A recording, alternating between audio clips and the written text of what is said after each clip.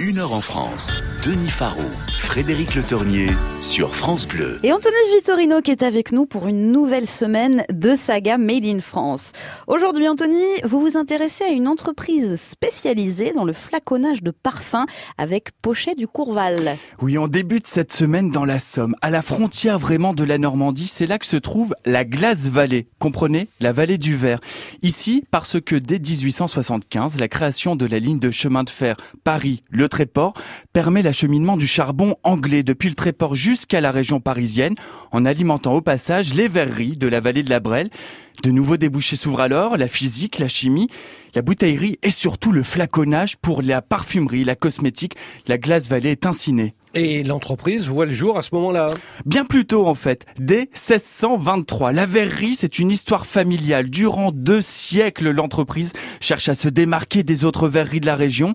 C'est en 1853 qu'elle fabrique le premier flacon dessiné par un parfumeur.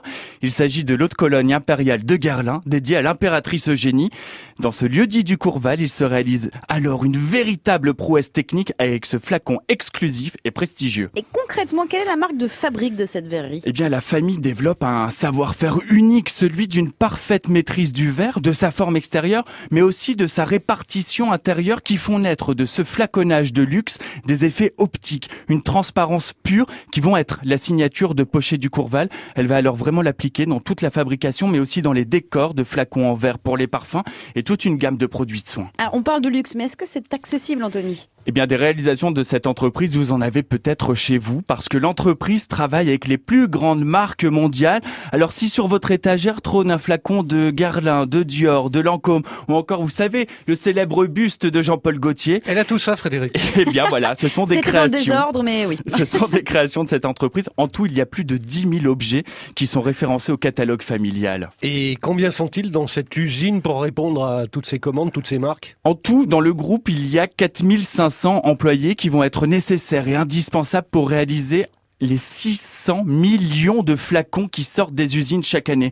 Rien que sur ce site de Picardie, chaque jour, ils sont 1650 ouvriers à réaliser ces flacons qui vont dessiner l'identité du parfum de ces grandes maisons, mais qui feront aussi le bonheur des lessitiophiles. Pardon ? Des quoi ?